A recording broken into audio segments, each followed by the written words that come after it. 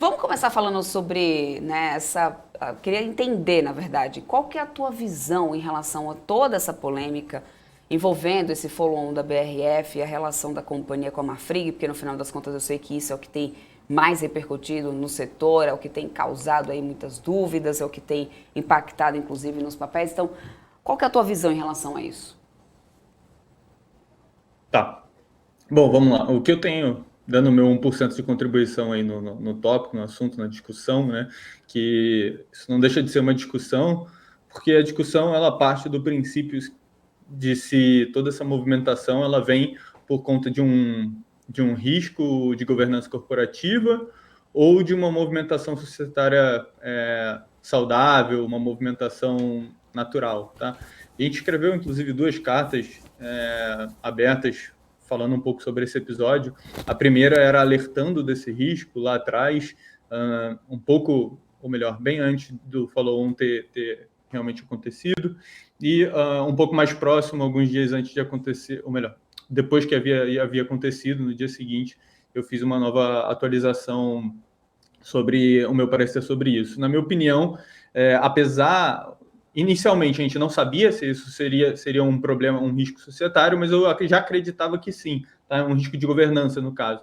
Por quê? Porque a gente sabe que a Marfrig tem interesses, ou melhor, a gente não sabe, a gente entende que a Marfrig tem interesse em aumentar sua participação societária dentro da BRF, ela já chegou sua participação máxima, que para ultrapassar esse percentual, né, que é um pouco mais de 30%, 33% que ela possui, ela precisaria fazer uma oferta para todos os outros acionistas, né, o que a gente chama de poison pill.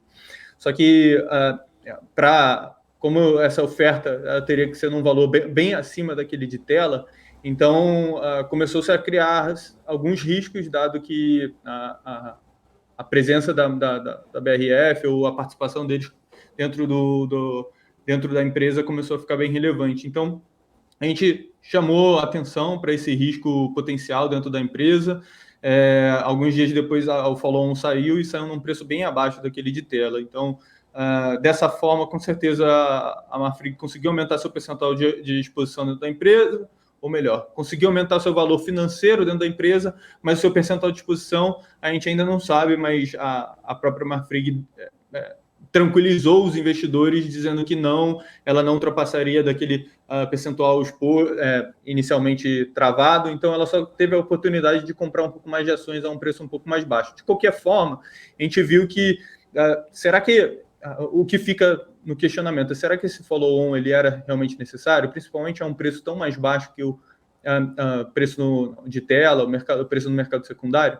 E eu entendo que, de imediato, claro, que quem está na diretoria entende muito mais da companhia do que quem está olhando de fora, mas olhando de fora eu acredito que não, tá? Eu acredito que a companhia está saudável, apesar das pressões de custos, eu acho que é uma tese bem complicada que está sendo pressionada por todos os lados. A gente está vendo uma pressão também de custos muito grande no setor, e foi um dos motivos pelo qual a gente tinha escrevido sobre a empresa.